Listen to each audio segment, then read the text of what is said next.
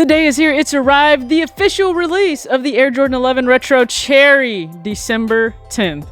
And if you didn't already catch the very late upload, I secured that Bad Bunny last form. Yes, I paid $54 shipping. I regret none of it because Confirmed app gave me an L this morning. Made for the W and Lids hat drop, they have a special drop to celebrate the original 8 WNBA squad. So I'm rocking the New York Liberty. Be sure to check out the post below. That will tell you everything you need to know, whether it's on Twitter or Instagram. Just wanted to share that. But about this 11. I already made an entire video that this kind of felt like the consolation prize, and we've never really seen that when it comes to a Jordan 11.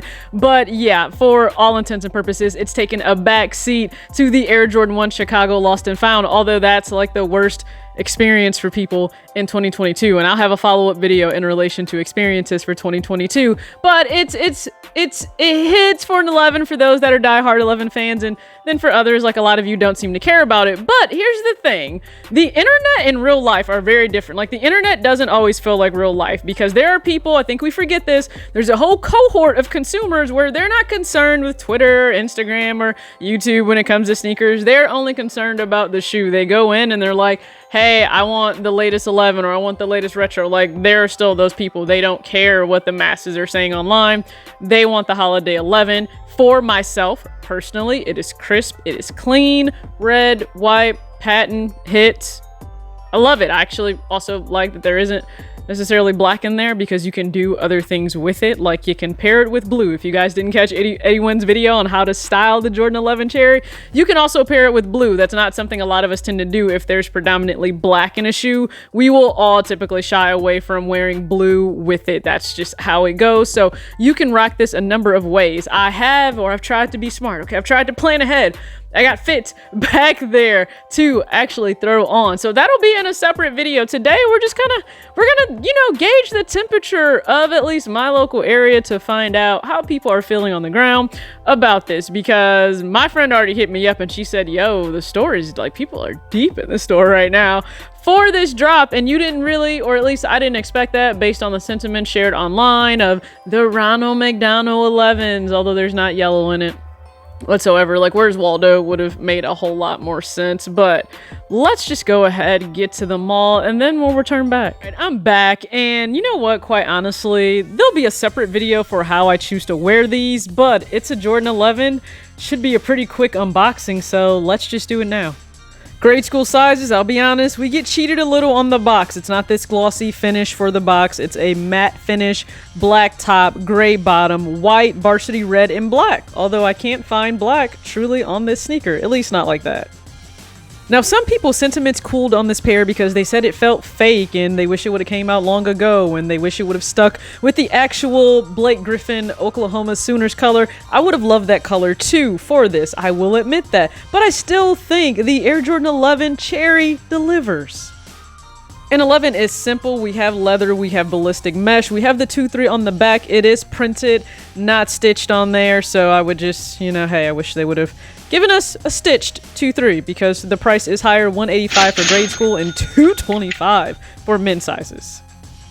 Always a fan of the thicker rope laces going up the front of the shoe here. Now, of course, the signature patent leather, that's what really stood out back in 1995-96 when we first saw this drop on the scene. I was little, but MJ Ward in his return to the NBA following his short baseball stint. And yeah, it delivered then, it delivers now. We have the carbon fiber shank plate right there. Listen, the outsole, a lot of people don't like this icy blue outsole. I like it, the herringbone traction. Red, people are saying, hey, the blue and the red and the white, it doesn't go. Yeah, it does. There's a lot of different things that have red, white, and blue in it. It goes. Can we be honest for a minute with each other? The Phylon midsole, it's stiffer. It's gotten stiffer over time. I understand it has full-length zoom. I get that. I am swapping out these insoles, okay? It's gorgeous. Red, white, get that. I'm actually swapping these out for the Jordan MA2 insoles just for more comfort, and I think you will have to wear these in a little bit to really get that full feel of it being a comfortable 11, although an 11 is not the most comfortable retro, but I do love this pair in hand. Again, some things are straightforward, like a Jordan 11. It is what it is. You know what it is. Now, in terms of perception online of how this shoe was really received, I guess, by the public, and then in person, different story, at least in my specific area. And let's just go ahead and add the disclaimer, everyone's area is different, okay? By region, by location, it's all going to be different, okay? People may not care whatsoever about a shoe in your area, but that's not the case in everyone. So for mine specifically, my friend who still works at Kids Foot Locker, they are right across the hall from JD Sports, and she said they chose to do first come first serve at JD for kids and infant pairs of the Cherry 11. So what did that mean? Line down the hall of where they're located early this morning for people to try and secure the little kids pairs.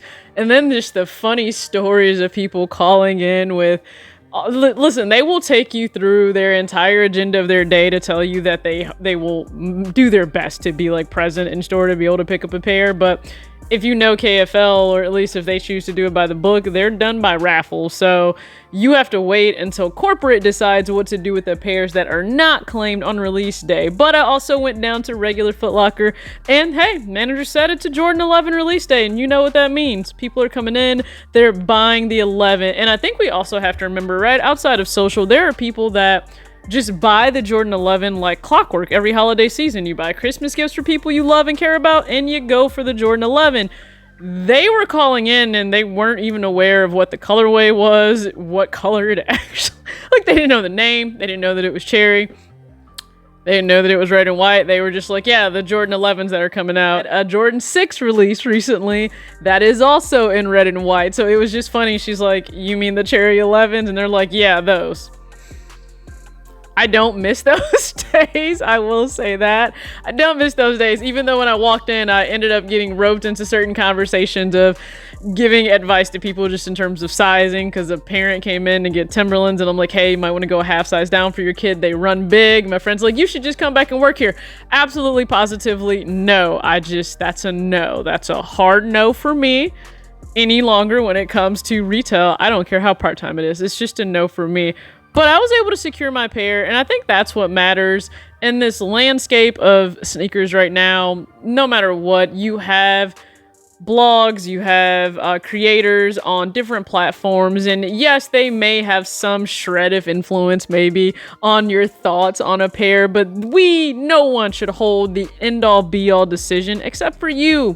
When it comes to a sneaker, you need to ask yourself, do I love this sneaker? Not just like, do I love this sneaker? Okay, that's number one. Are you chasing it or wanting it again because you've wanted it for some time? Now, there's nothing wrong with you changing your mind, but just understand, I think a lot of people in the last 2 years specifically have gotten caught up in just seeing the shoe over and over and over again, and like fatigue sets in, and you are then convinced that you really want the shoe, but you don't really want it. You've just seen it so many times that now you feel like you want it.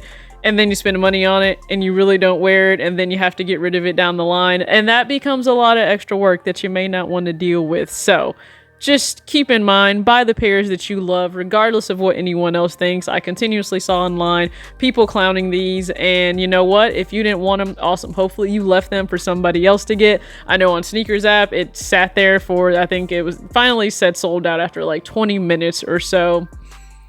We knew these would sell out. They might restock, and even if they have stock sitting, when is that a bad thing? It's not, at least to me. So I'll have a follow-up video hopefully tomorrow, just based on timing of my schedule, of how I choose to style the actual Cherry 11. Hopefully you guys tune into that. Very happy I secured my Bad Bunny pair, because again, took an L on Confirmed, didn't take an L on this. So I am 2 for 2 this weekend.